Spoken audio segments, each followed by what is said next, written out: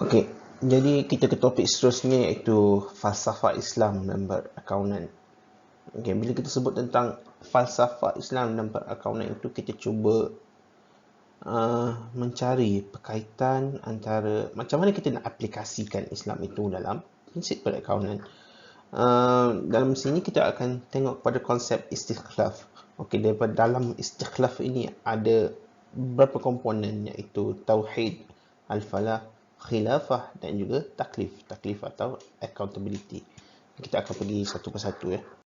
Okey, pertama konsep tauhid. Okey, tauhid asalnya semua clear kot, iaitu tentang keesaan Tuhan, keesaan Allah SWT, dan tujuan akhir maknanya kita buat account ni, maknanya kita merujuk pada orang Islam. Tujuan akhir kita buat account ni sebab apa? Sebab adalah kerana Allah SWT. Okey, kita nak segalanya jelas, kita nak follow, kita nak ikut saranan Allah dan sunnah Nabi Muhammad SAW berkaitan perniagaan, supaya semuanya tertulis, jelas, dan akhirnya kita boleh menunaikan kewajipan-kewajipan kita daripada perniagaan itu sendiri, iaitu ikutlah bayar zakat. Tahu ada, kita rasa banyak keuntungan, dah bayar zakat, settle, okey, boleh sedekah pula kan. Okey, konsep yang kedua adalah konsep al-falah. Al-falah kan, sebab hari-hari kita dengar kan azan, hayya 'alal falah. Kita punya kebiasaannya kita istilahkan al-falah itu sebagai kejayaan. Okey, so konsep al-falah adalah kualiti yang nyata terhadap pencapaian keredaan Tuhan. Okey, so al-falah bukan maknanya kita bukan nak sekadar fokus kepada ibadah-ibadah antara kita dengan Tuhan, tetapi dalam pelaksanaan kehidupan kita, kita mesti mencapai satu kejayaan. Dalam konteks ini kita tengok satu kejayaan ekonomi. Cumanya kejayaan ekonomi itu bukanlah semata-mata untuk mengejar kewangan semata-mata, tetapi kita nak tengok prinsip moral di situ. Okey, kalau kita berniaga, biasanya kita cakap dalam konsep kapitalis adalah profit maximization atau pemaksimuman kekayaan atau keuntungan. Okey, tetap tak salah untuk kita maksimumkan kekayaan itu, asalkan kita still berlandaskan dengan syariat. Dalam konteks lain, ramai orang sekarang sudah mula term mengoptimumkan kekayaan. Sebab kita bukan nak maksimum, kita nak optimum. Maknanya benda itu tidak melanggar etika, benda itu tidak menekan orang susah, benda itu tidak mencemarkan alam, membuat kerosakan kepada dunia. Jadi kita nak pastikan dalam konteks sekarang, termnya ialah kita gunakan term sustainable, maknanya lestari. Kalau kita buat pembangunan itu pembangunan lestari, kita tidak lagi tebang balak contohnya. Tapi kalau kita tebang pun okey, lepas tu kita tanam pokok yang baru, supaya kita nak pastikan ekosistem itu masih terkawal. Okey. Seterusnya adalah konsep khilafah. Okey. Kita tahu manusia adalah unik. Okey, dan Allah SWT telah menciptakan manusia ini sebagai khilafah di muka bumi. Okey, khilafah salah satu konsepnya adalah kita adalah pemegang amanah di muka bumi ini. Dan dalam konteks ini juga merujuk pada konsep kekayaan dan peraturan yang mengawal pemilikan dan pelupusan harta. Okey, manusia dalam Islam, manusia diberi hak untuk memiliki kekayaan dan harta benda. Okey, maknanya nak jadi kaya tu tak ada masalah. Nak memiliki harta yang banyak itu tak ada masalah. Cumanya cara kita memperoleh harta itu adalah kena melalui cara yang sah dan halal. Namun begitu, dalam Islam kita perlu faham, harta-harta yang kita milik ini semua, katalah bilion apa semua, nama kita, tapi ia adalah bukan sesuatu yang mutlak, kerana dalam konsep Islam semua harta adalah milik Allah SWT. Okey, dan hak untuk menggunakan dan memanfaatkan kekayaan seorang harta tidak boleh dilaksanakan dengan perbelanjaan kepentingan tertentu. Maknanya kita kaya, kita perlu sedar dalam kekayaan kita itu ada hak orang lain.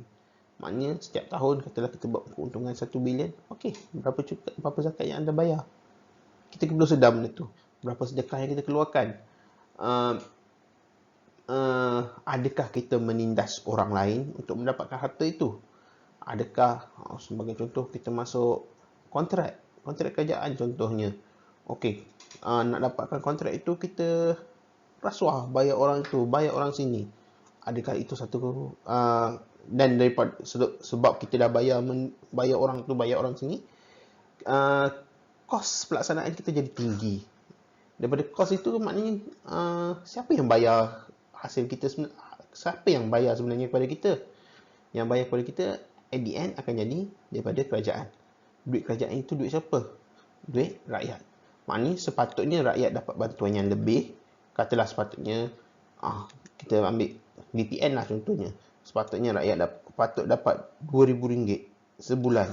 Tapi disebabkan adanya sistem-sistem yang sebegini yang meningkatkan kos-kos di tempat lain, menyebabkan rakyat hanya dapat contohnya RM1,000. Jadi at the end kita menzalimi kepada orang-orang lain. Kita tak sedar. Kita menzalimi orang-orang lain. Dan itu adalah bukan satu cara pemilikan yang sah lah. Okey. Seterusnya adalah konsep taklif. Okey. Konsep taklif atau accountability maknanya setiap orang bertanggungjawab atas tindakannya dan ini akan dihitung pada hari penghakiman atau hari akhirat lah. Okey. Dan accountability dalam Islam juga bermakna orang mesti menerima semua tugas dan liability serta faedah sebarang pemilikan atau tanggungjawab. Okey, maknanya katalah kita menerima sesuatu tugas. Daripada tugas itu ada satu tanggungjawabnya. Ada liability yang dipegang di situ. Sebagai contoh, saya menerima tugas sebagai pensyarah. Okey, saya perlu laksanakanlah tugas saya mensyarah. Tapi ada juga bebanan-bebanan lain yang di belakangnya. Ambil contoh yang lebih besar lah, lebih mudah. Sebagai contoh, CEO syarikat. Okey, CEO syarikat dibayar untuk menguruskan syarikat secara keseluruhan. Okey, dan dia juga bertanggungjawab atas segala permasalahan dalam syarikat. Katalah pada suatu hari ada seorang kerani di syarikat itu membuat satu kesalahan. Okey. Apa-apa kesalahan yang dilakukan oleh kerani itu in the end akan mengimplicate atau akan turut memberi kesan kepada CEO itu.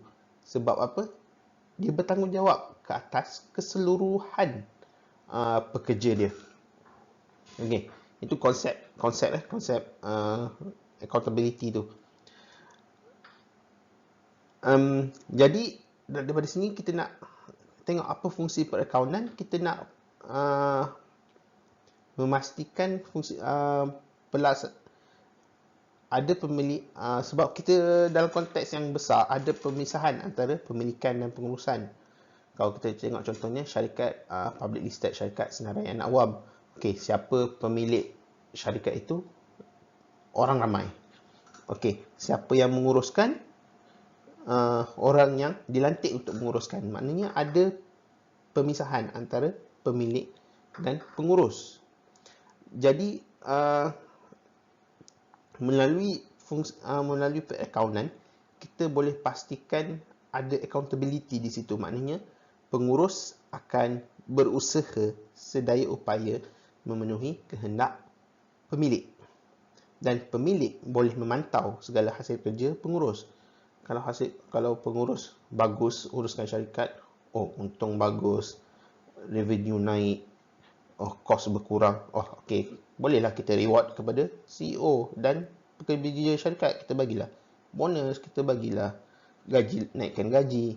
Daripada situ ada fungsi perakaunan di situ untuk dimainkan. Okey. So accountant dan perhubungan awam kalau dipandu oleh syariat Islam akan diilhami oleh nilai kebenaran, keadilan, toleransi dan sebagainya. Sebab kalau kita tengok CEO tu bekerja keras, okey, kita kena reward dia. Pekerja-pekerja syarikat itu bekerja keras, kita kena reward dia. Ada keadilan di situ, ada toleransi di situ. Okey. Okay, dan dalam konsep istikhlaf ini merangkumi keempat-empat konsep yang kita bincang tadi, dan dia melihat kepada hubungan antara individu dan Allah, masyarakat dan Allah, dan juga individu dan masyarakat. So, hubungan antara individu dan Allah itu hubungan yang pasti. Hubungan antara masyarakat dan Allah itu hubungan yang pasti. Masalahnya, hubungan antara individu dan masyarakat itu hubungan yang pelbagai. Ada je masalah di sana, ada masalah di sini. Dan ini memerlukan satu sistem yang sistematik lah, yang maknanya yang tersusun, yang kita boleh nilai, satu yang objektif, yang kita boleh nampak. Sebab dia pelbagai, so kita perlukan satu standardized system. Okey. Perakuan Islam ini bukan saja menyediakan maklumat kewangan kepada orang yang berkepentingan, tetapi dia juga membolehkan masyarakat mematuhi perintah Tuhan. Seperti yang kita cakap tadi lah, Muslim ni basic dia, simple je, bayar zakat. Okey. So, accountant dalam Islam melaksanakan kerja dan perkhidmatan kerana sebagai pemegang amanah Allah di bumi untuk mencari redha-Nya. Okey. So, kerja adalah satu bentuk amal soleh. Okey. Maka ini adalah kunci untuk pencapaian al-falah itu sendiri. Okey. Maknanya kerja tu tak salah. Kita bekerja keras itu tak salah. Kerja dan malahan benda itu diperlukan, itu adalah satu bentuk amal soleh. Okey. Ini adalah satu bentuk ibadah. Okey. Jadi pentingnya ada kewujudan accountant yang ada pemahaman tentang konsep tauhid. Okey. Dan dia bukan semata-mata untuk nak mengejar keuntungan semata-mata. Okey. Dan dalam Islam, accountant Islam dia bukanlah anti keuntungan atau anti duniawi, tidak. Okey. Tapi dia sedar perlunya ada satu sistem yang tersusun untuk memastikan semua ini tidak melanggar syariah.